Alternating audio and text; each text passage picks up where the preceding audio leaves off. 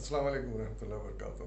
محترم ناظرین، محترم سامعین، آج کا مضمون اس لحاظ سے بڑا اہم ہے کہ ہماری کتاب قرآن مجید سے متعلق ہے۔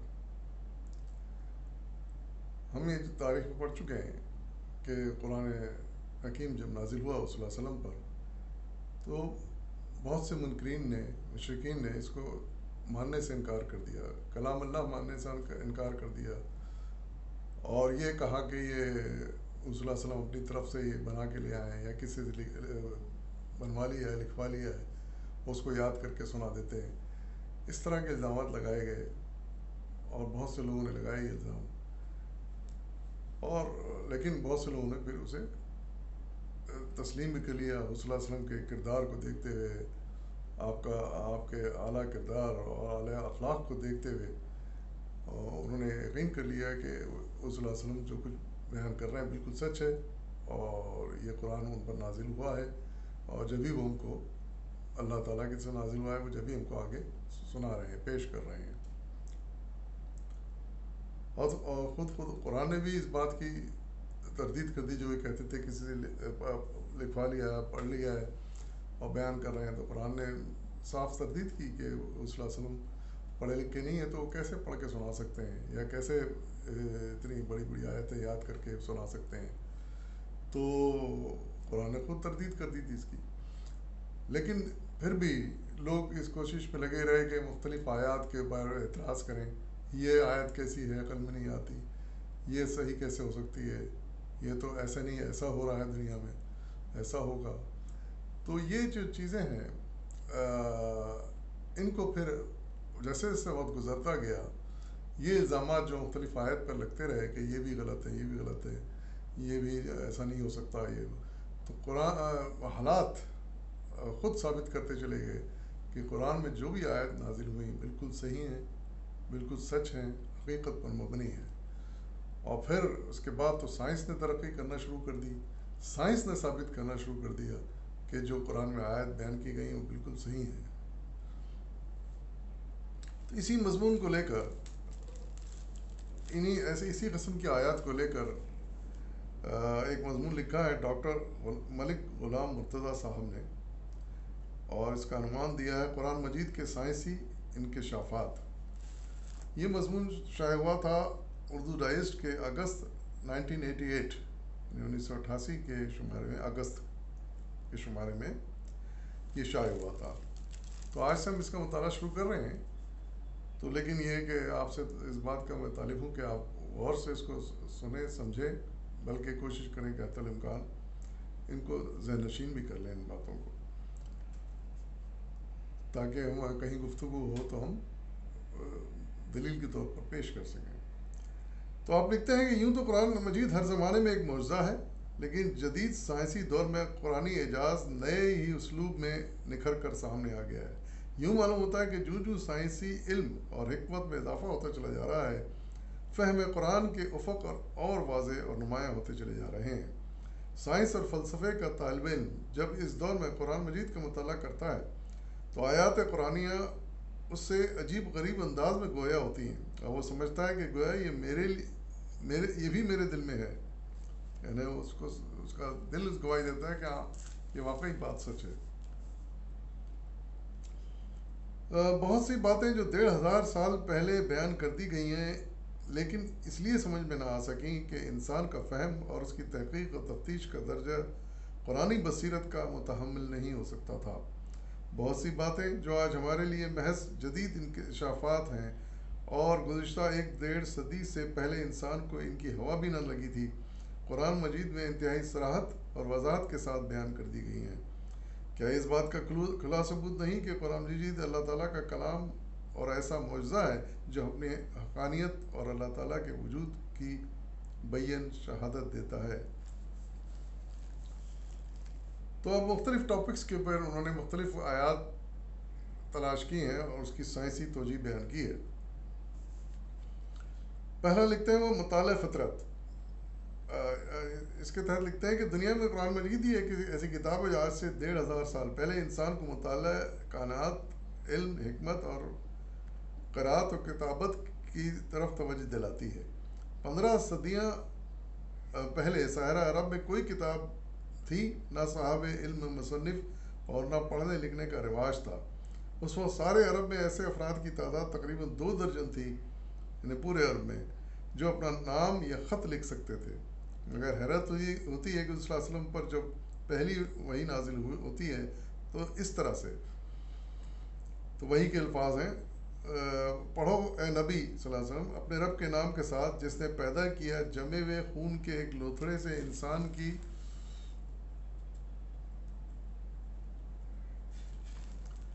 تخلیق کی۔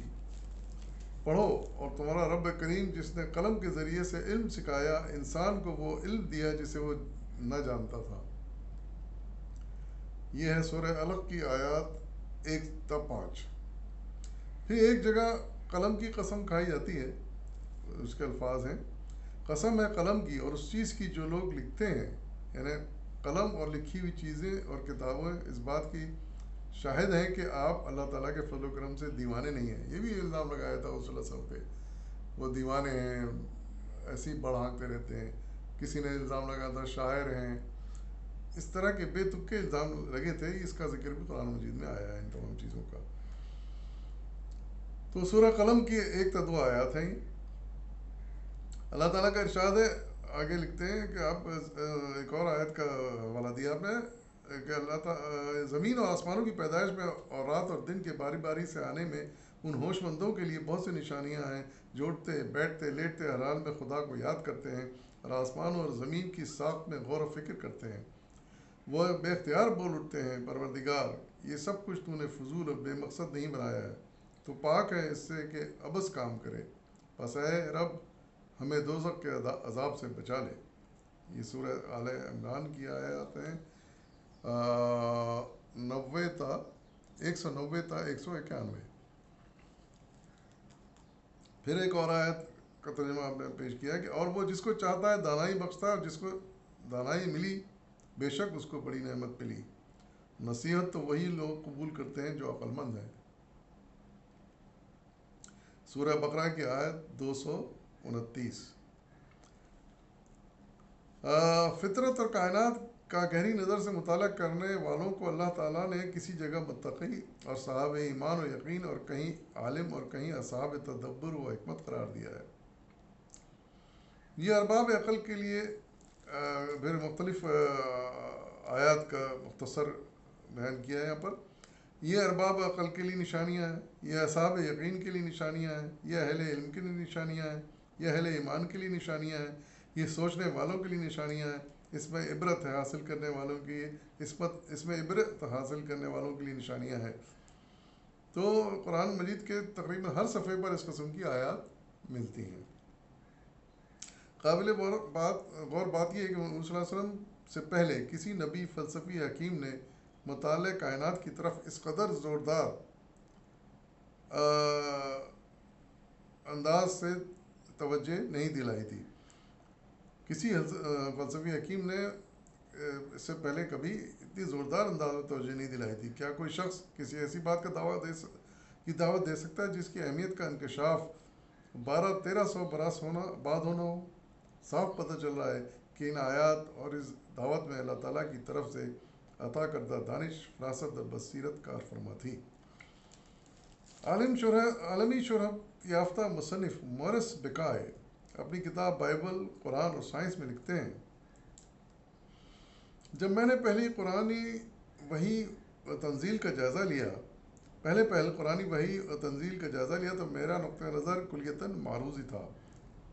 پہلے سے کوئی سوچا سمجھا منصوبہ نہ تھا۔ میں دیکھنا چاہتا تھا کہ قرآنی متن اور جدید سائنس کی معلومات کے مابین کس قدر مطابقت ہے۔ تراجم سے مجھے پتہ چلا کہ قرآن ہر طرح کے قدرتی حوادث کی طرف اشارہ کرتا ہے، لیکن اس مطالعے سے بہت مختصر سی معلومات حاصل ہوئیں۔ جب میں نے گہری نظر سے عربی زبان میں قرآنی متن کا مطالعہ کیا اور ایک فہرست تیار کی تو مجھے اس کام کو مکمل کرنے کے بعد اس شہادت کا اقرار کرنا پڑا جو میرے سامنے تھی: قرآن میں ایک بیان بھی ایسا نہیں ملا جس پر جدید سائنس کے نقطہ نظر سے حرف گیری کی جا سکے۔ یہ کس کے الفاظ ہیں؟ عالمی شہرت یافتہ مصنف مورس بکائے، جن کی یہ تحقیق تھی. پھر وہ آگے لکھتے ہیں کہ اسی معیار کو میں نے عہد نامہ قدیم اور اناجیل کے لیے آزمایا اور ہمیشہ وہی معروضی نقطہ نظر قائم رکھا. اول ذکر میں مجھے پہلی ہی کتاب آفرینر سے آگے نہیں جانا پڑا، اور ایسے بیانات مل گئے جو جدید سائنس کے مسلمہ حقائق سے کلی طور پر عدم مطابقت رکھتے تھے. یعنی سائنس سے ملتے جلتے نہیں تھے، سائنس سے ان سے مختلف بات کہتی ہے. اس بات کا انہیں اندازہ ہوا بائبل اور دوسری پرانی کتابوں کا مطالعہ تھے، غالباً بائبل اور زبور وغیرہ کا مطالعہ کر کے وہ اس نتیجے پر پہنچے کہ بڑا فرق ہے اس میں کوئی شک نہیں کہ اگر اناجیل کو مکمل طور پر مطالعہ کیا جائے تو عیسائیت بدرجہ غایت انتشار میں مبتلا ہو سکتی ہے. یہ جملہ انہوں نے کہا. پھر دوسری دلیل، کائنات دھواں ہی دھواں تھی. آج سے 1500 سال قبل کسی کے تصور میں بھی یہ بات نہ تھی کہ کائنات ابتدا میں دھواں ہی دھواں تھی، اور اس میں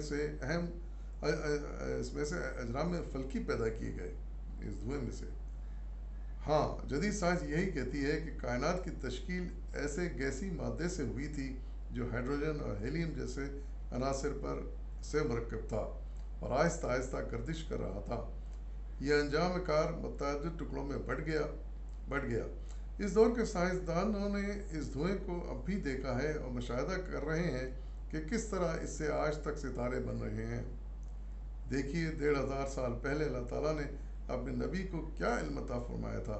ارشاد باری ہے، اب یہ قرآن کی آیت کوٹ کر رہے ہیں، اس کا ترجمہ ہے: پھر وہ آسمان کی طرف متوجہ ہوا جو اس وقت محض دھواں تھا. اس نے آسمان اور زمین سے کہا، وجود میں آ جاؤ، خواہ تم چاہو یا نہ چاہو. دونوں نے کہا، ہم آ گئے فرما برداروں کی طرح. سورہ حامیم سجدہ کی آیت نمبر 11 کا ترجمہ ہے.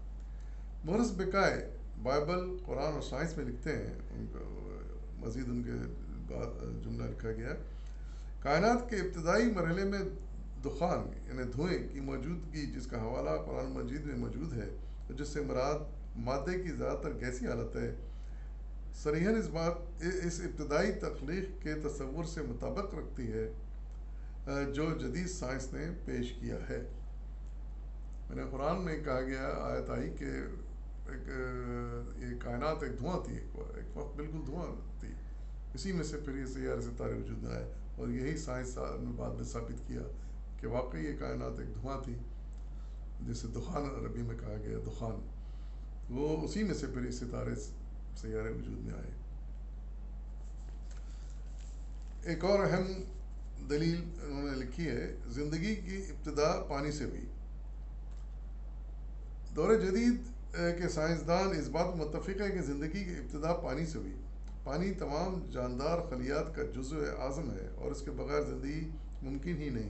جب کسی دوسرے سیارے پر زندگی کے امکانات پر بحث کی جاتی ہے تو پہلا سوال ہمیشہ یہ ہوتا ہے کہ کیا وہاں حیات کو قائم رکھنے کے لیے کافی مقدار میں پانی موجود ہے.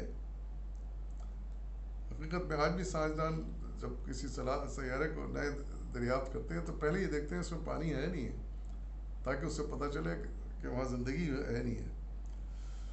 وہ کہتا ہے کہ پہاڑوں کی تعمیر، جرمنی کا ایک ماہر ارضیات ابراہم ورنر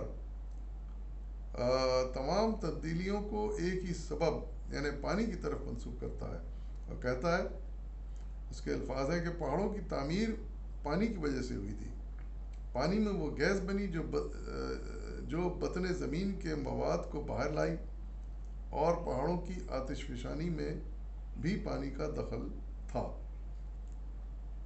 جس زمانے میں قرآن مجید نازل ہوا، کسی شخص کے علم میں یہ بات نہیں تھی کہ زندگی کی ابتدا پانی سے ہوئی، لیکن قرآن مجید میں یہ بات وضاحت کے ساتھ بیان کر دی گئی ہے. اور قرآن کی آیت ہے، اس کا ترجمہ: ہم نے پانی سے ہر زندہ چیز کو پیدا کیا. سورہ انبیاء آیت نمبر 30. پھر ایک اور آیت ہے کہ اللہ تعالیٰ نے ہر جاندار کو پانی سے پیدا فرمایا، سورہ نور آیت 45۔ مورس بکائے لکھتے ہیں قرآن میں شامل حیات کی ابتدا کے تمام بیانات جدید سائنسی معلومات سے پوری طرح مطابقت رکھتے ہیں۔ زندگی کی ابتدا سے متعلق جو تصورات نزول قرآن کے وقت عام طور پر رائج تھے، ان میں سے کوئی بھی قرآن کے متن میں مذکور نہیں۔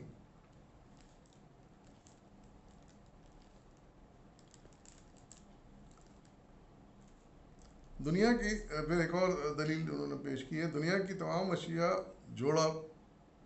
جوڑے کی صورت میں پیدا کی گئی۔ اس کی تفسیر میں لکھتے ہیں کہ اس دور میں سائنسدانوں نے انکشافات کیے ہیں کہ تمام نباتات میں ہر چیز جوڑا ہے، ایک نر اور ایک مادہ۔ یہ بات اس زمانے میں جب کہ قرآن مجید نازل ہو رہا تھا کسی شخص کو بھی معلوم نہ تھی، لیکن اس کتاب مقدس میں یہ بات وضاحت کے ساتھ بیان کر دی گئی ہے۔ قرآن کے آیات کا ترجمہ پیش کیا آپ نے کہ پس ہم نے زمین اور پودوں اور نباتات کے اچھے جوڑے لگائے، سورہ لقمان آیت نمبر 10۔ اسی طرح ہر پھول کے پھلوں کے جوڑے پیدا کیے ہیں، الرعد آیت نمبر 3۔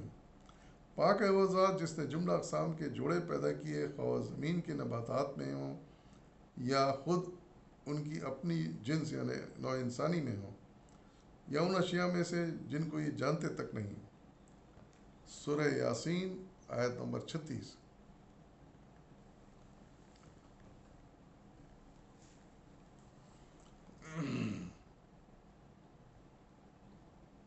نباتات میں سبز مادے کی اہمیت۔ دور جدید میں سائنسدانوں نے یہ دریافت کیا کہ جب پودے پانی جذب کرتے ہیں تو ان میں ایک سبز رنگ کا مادہ پیدا ہوتا ہے جسے انگریزی میں کلوروفل کہتے ہیں۔ یہ باٹنی پڑھنے والے تمام اسٹوڈنٹ جانتے ہیں کلوروفل کیا ہے۔ یہی وہ مادہ ہے جس کے ذریعے سے نباتات میں دانے اور پھل پیدا ہوتے ہیں۔ یہ بات حضور صلی اللہ علیہ وسلم کے زمانے میں کسی کو بھی معلوم نہ تھی، لیکن اللہ تعالیٰ کا ارشاد ہے کہ وہی ہے جس نے آسمان سے پانی برسایا اور اس کے لیے نباتات میں سے ہر چیز پیدا کی اور اس میں سبز مادہ پیدا کیا، جس کے ذریعے سے ہم دانوں کے ڈھیر پیدا کرتے ہیں، سورہ انعام آیت نمبر 99۔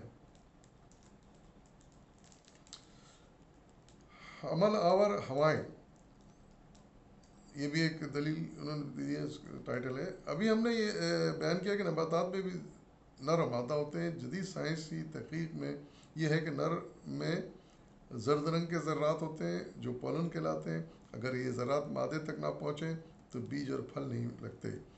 قدرت ان ذرات کو مادہ پھول تک پہنچانے کے لیے کئی طریقے استعمال کرتی ہے۔ بعض پودوں میں دونوں قسم کے پھول ایک دوسرے کے قریب ہوتے ہیں، جو ہوا یا بھوروں کے بیٹھنے سے شاخیں ہلتی ہیں تو پولن مادہ پھول پر گرتا ہے۔ اگر مادہ نر پھول کے پودے الگ الگ ہوں تو عموماً ہواؤں سے کام لیا جاتا ہے۔ ہوائیں پولن کو اڑا کر مادہ پھولوں تک پہنچاتی ہیں۔ بھورے بھی یہی کام کرتے ہیں کہ جب وہ پھولوں کا رس چوسنے کے لیے نر پھول میں گھستے ہیں تو پولن کی کچھ مقدار ان کے پروں اور ٹانگوں سے چمٹ جاتی ہے، اور جب وہ مادہ پھول میں داخل ہوتے ہیں تو کچھ پولن وہیں چھوڑ آتے ہیں۔ دریاؤں میں اگنے والے پودوں کا پولن پانی میں سفر کرتا ہے۔ پرندے، گلہری، چوہے اور کیڑے مکوڑے بھی یہ فرض انجام دیتے ہیں۔ چونکہ پولن کی تقسیم کا سب سے بڑا ذریعہ ہوائیں ہیں، اس لیے قرآن مقدس نے انہی کے ذکر پر اکتفا کیا ہے۔ عربی زبان میں لقح کے معنی ہے حمل کرنا۔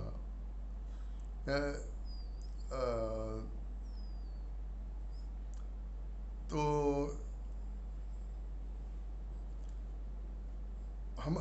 قرآن مجید میں ارشاد ہے کہ ہم نے حاملہ کر دینے والی ہوائیں چلائیں، سورہ حجر کی آیت نمبر 22۔ قرآن مجید میں ایسی حقیقت کا ذکر آ جانا جس کا انکشاف آج سے 200 برس پہلے ہوا، اس امر کا اعلان ہے۔ رحمان الرحیم نے ایک با علم قوم کے لیے ایک ایسی کتاب نازل کی جس کی آیات مفصل ہیں اور وہ عربی زبان میں ہیں، سورہ حامیم سجدہ کی آیت نمبر 2 اور 3۔ تو اس مضمون میں یہ چند حقائق تھے، سائنسی دریافتیں تھیں جن کے بارے میں آج میں نے پڑھا۔ مزید کافی ایسی آیات اور دلیلیں باقی ہیں جن کو انشاءاللہ ہم آئندہ قسطوں میں پڑھیں گے۔ فی الوقت اجازت دیجیے، فی امان اللہ۔